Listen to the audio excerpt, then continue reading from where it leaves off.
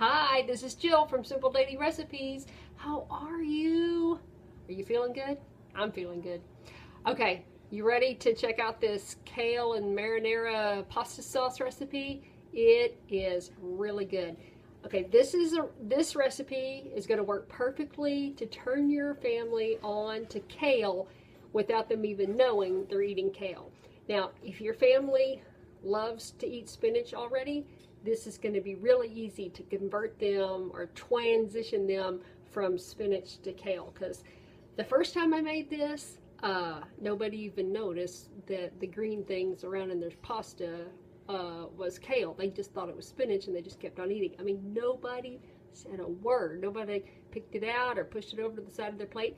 They ate it all. It was really good. And it's a delicious recipe. It's totally fresh and super quick to make. Okay, you ready? All right, so get out your pen and paper and let me show you. And just real quick, let me give credit where credit is due. This is not my creation. This comes from a new cookbook that Ben Bella Books has sent me. It's from Laura Theodore. I don't know if you know her. She's the jazzy vegetarian. I believe she's on like NPR radio or PBS or something. I don't know. I don't have real TV. But anyways, she's over there. And she's got this new book, The Jazzy Vegetarian Classics.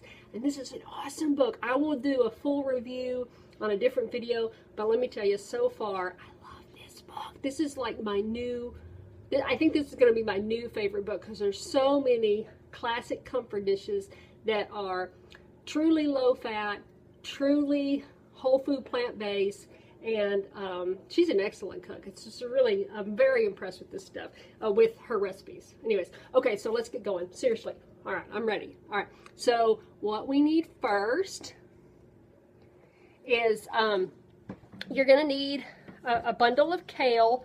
And you're just going to pull the kale off, and I put it in this little, I don't know, little your typical saucepan, okay? And I used just one regular bunch of kale, and I cleaned it, and then just pulled the leaves off into bite-sized pieces. That's key. Just make them real small bites.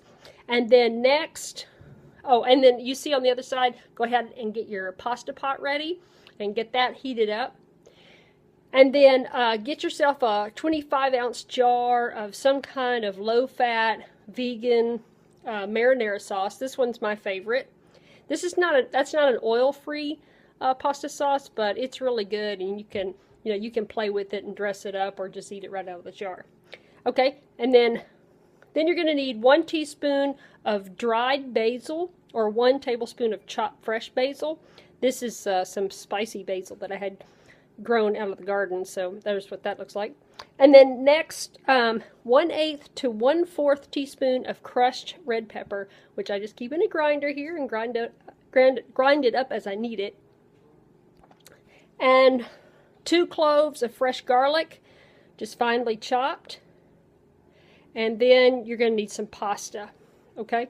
So, and you're just going to put all those ingredients right into your saucepan, okay? And we're going to turn that heat up to medium-low or medium heat and let that pasta sauce get hot, and then cover it and then bring the heat down to like medium-low, and then just let the sauce cook the kale for about 15 minutes. Just let it go.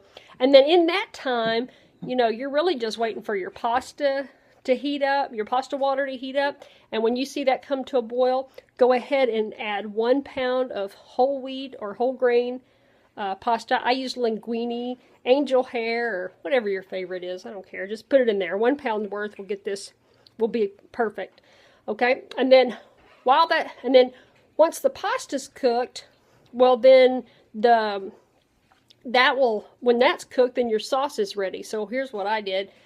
I just took that sauce, I drained off the pasta, and then I poured the sauce right over the pasta, right there in the pan.